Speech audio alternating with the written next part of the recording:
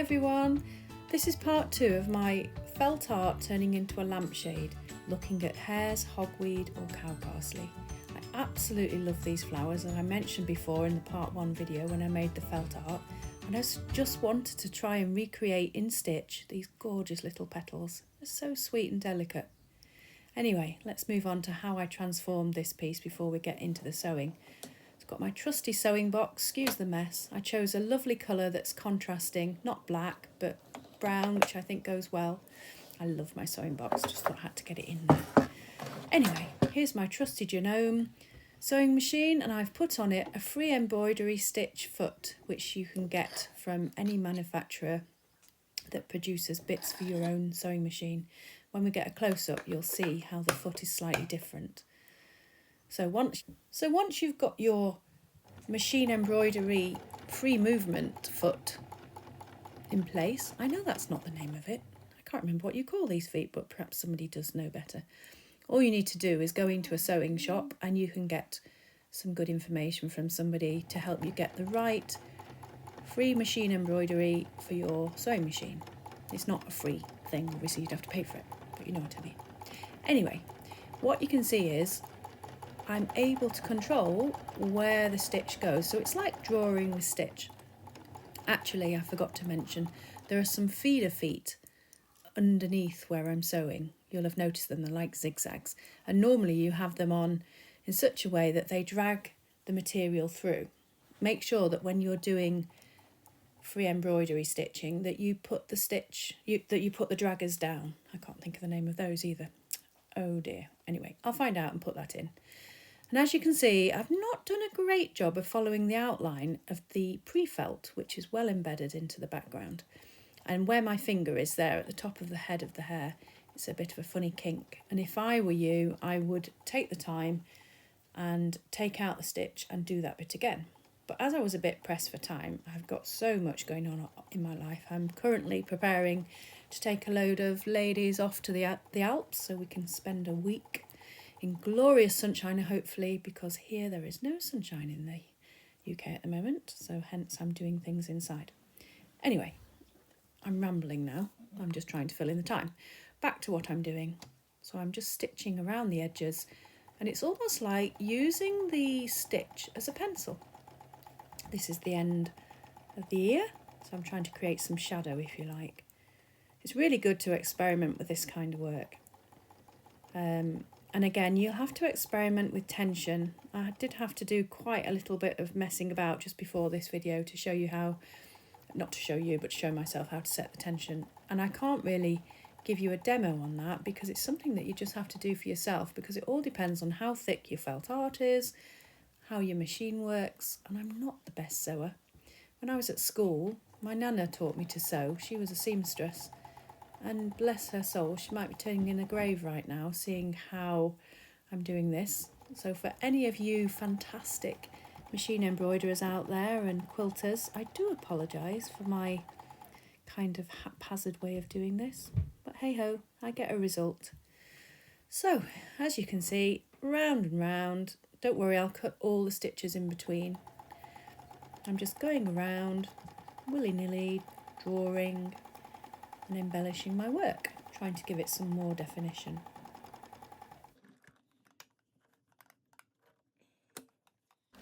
So I just carry on doing more of the same, and don't worry about how I keep lifting up the machine and lengthening the cotton over to another area. I just cut everything afterwards. Some of you may prefer to cut it as you go along. I just find this a little bit faster and easier. Because I've been doing this for so long, I just do everything by eye. I don't mark it on, but you might find that you wish to mark things on. I'm a little bit of a that will do person, so I do apologise. I'm married to an engineer and he's a perfectionist, and he looks at me and just raises his eyebrows, but hey ho, I've got a lot to get done. You can see here I've actually put some spirals in the legs as well. I really like to do that. It gives a kind of feeling of movement, if you like. And here I am just unpicking some of the lines that have caused as I've moved things around. So again, I'm not the best tutor for teaching you about free machine embroidery. There are lots of videos on YouTube to teach you exactly how to do that. So please do bear with me, and yes, I apologise profusely well in advance, but as I say, I get the job done. So there you go. So I'm just finishing off now with all the final little stitches that I have to cut. So here we are, all the trimmings are finished. As I say, it's a little bit rough and ready, but hey ho. Now it's time to concentrate on the cow parsley. I love cow parsley, as I told you before. So let's move to that. So once again, I'm going to go over the initial cow parsley yarn that I laid down, because although it infers what's going on, it's not enough detail, so I just need to give it more of those little gorgeous stems that go to each of the flower heads. So it's just a case of back and forth, creating that cow parsley, which, by the way, I have in front of me. It's just in front of the sewing machine and I'm copying it. So I'll just speed this up so you can see what I do. By the way, sometimes people put on the back of the felt some, I think it's called Viella, it's like a bond or web thing that just makes the piece more stable. But as I don't really want the piece to be too thick, because after all it's going around a light shade and I do want some light to pass through, I've actually not used it. And I found that if I just use a very tiny stitch, so it's on number 1 on the dial, it doesn't seem to snag or create any loops or anything. So I've been quite happy with the outcome of this. What I am doing though is I'm stretching the fabric between my hands. Some people prefer to put a hoop in. I don't mind using a hoop, sometimes I do, but I find I have to keep taking it in and out. I don't know, it's just my own personal preference. But for those of you who like to place your work in a hoop beforehand, please feel free to do that. After all, as I said earlier, I'm not a stitcher, I'm a felter, so apologies.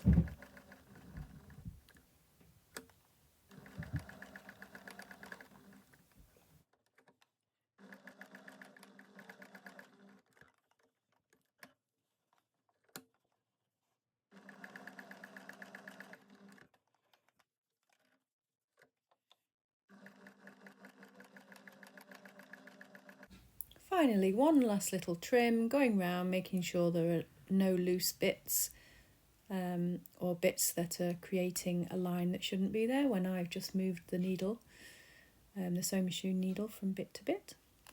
And then we can get on to the hand stitching.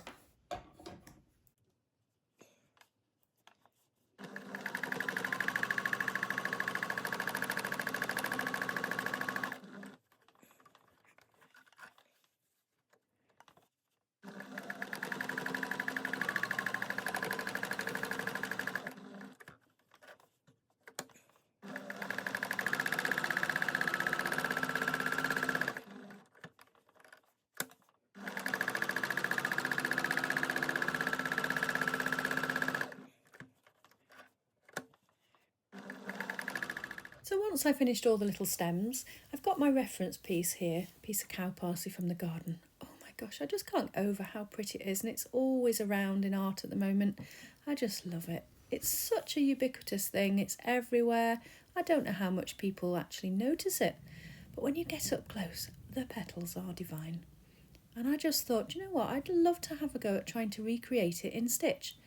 And for all of you hand embroiderers out there, apologies once again, because it's not my thing. And actually, over the afternoon, I have to say, my stitches got better. Yes, can you see? Those were the first ones. I decided to split the silk thread, and I got a much better sort of dainty effect. So here we are. I just had a most peaceful afternoon sewing into it, and you can see the stitches did get a little bit better. But yes, my dear grandmother would be turning in her grave if she was watching me. She was the most exquisite embroiderer.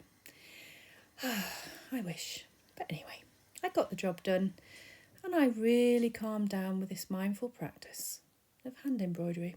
I think it's something I'm going to start looking at and studying a bit better.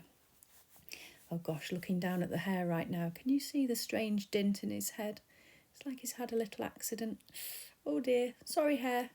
Anyway, we're looking at the whole picture here. This is, after all, an inspirational video. It's not something I'm making to sell. There's no perfection in it. I just want to inspire you people, and I hope I have done that. So anyway, back to a little bit of hand embroidery.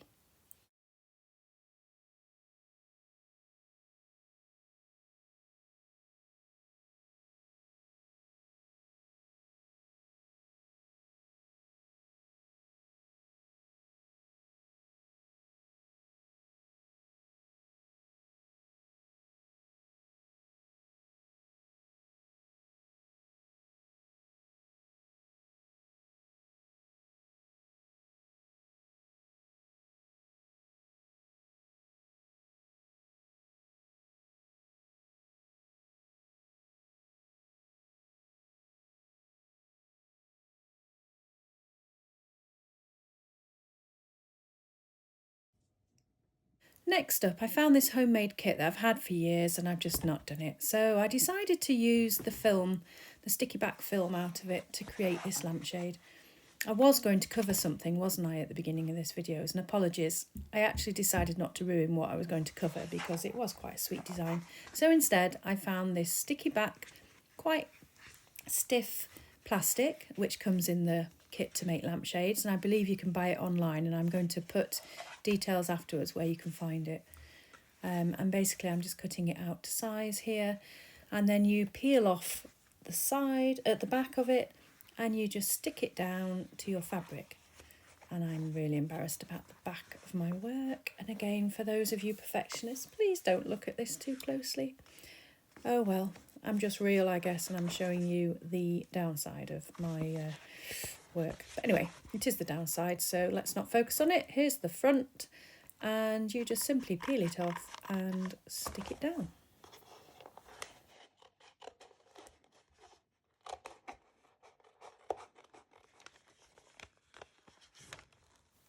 So here I am just peeling the back off and pressing it down onto my fabric. And you just push along until your paper comes off, and then you want to smooth it all down and make sure there are no bubbles anywhere. It's quite a stiff thing and it wants to curl automatically because to get those cylinder shapes, it's really good at that. It does come with rings to make the cylinders stick out at each end. If you look at any regular lampshade, you can see that. But as I don't have any this small, for now I'm just using the actual structure of the material, which is conical. And yes, it will stand straight, you'll see afterwards.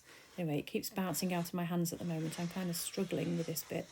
And actually I've decided to pull it off again. It's quite good. It comes off really easily and it doesn't take off much of the fibres, as you can see.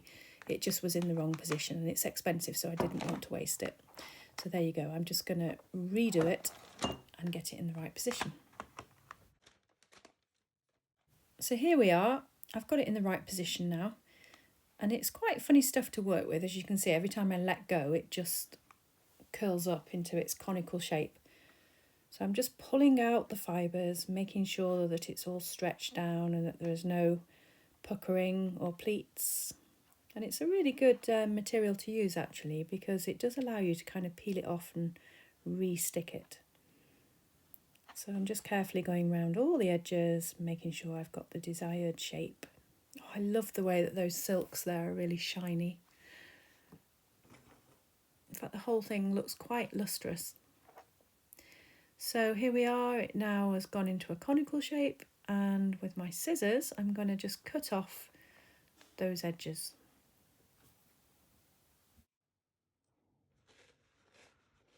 Before I cut off the edges, I'm just going to make sure that the end seam is neat and tidy, pulling it all together so you can't really see where it joins up.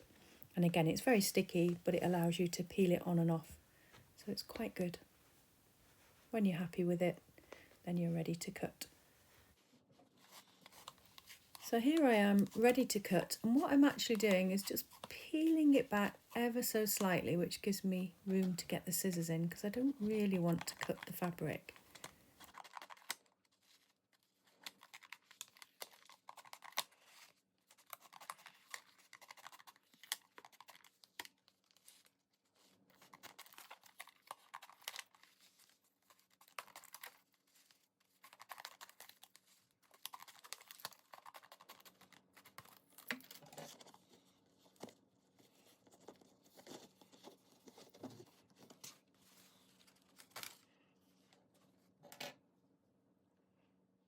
As you can see, I've got an overlap of fabric now.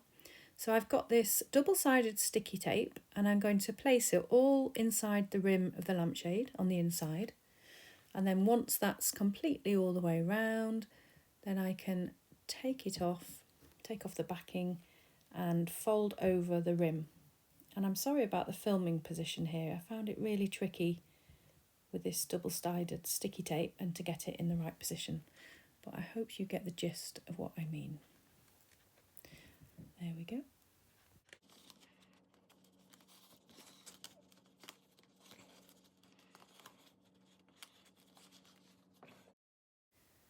Once you've taken off the backing of the double-sided tape, then you just simply fold over your fabric and pull it taut as you go, pressing it down firmly, getting rid of any stray hairs that might have fallen onto it, and yes, just keep going all the way around, pulling it down tightly.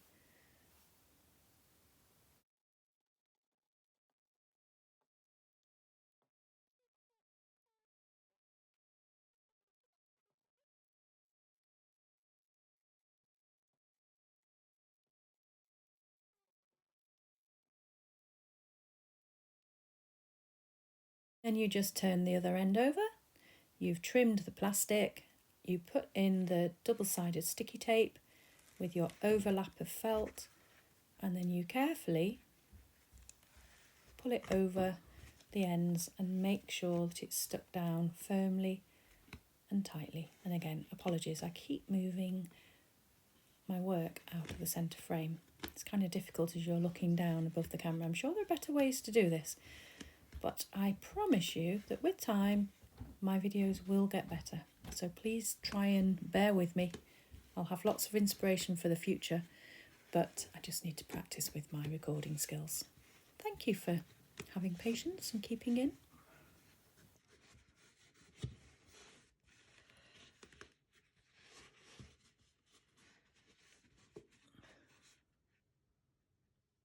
So there we go. I've done the seam, I've done the top and the bottom, and here we have the finished piece on the lampshade. Yeah, I'm quite pleased with that. In fact, I showed it my middle daughter and she liked it so much. She said, "Mum, can I have that please for my bedroom?" And I was like, do you know what? That makes me really happy. Of course you can, love. Anyway, guess what? I've just placed it on top of a gin bottle. Bombay gin, in fact. That's obviously not been drank, thank goodness. And I thought it looked quite sweet as a lampshade base.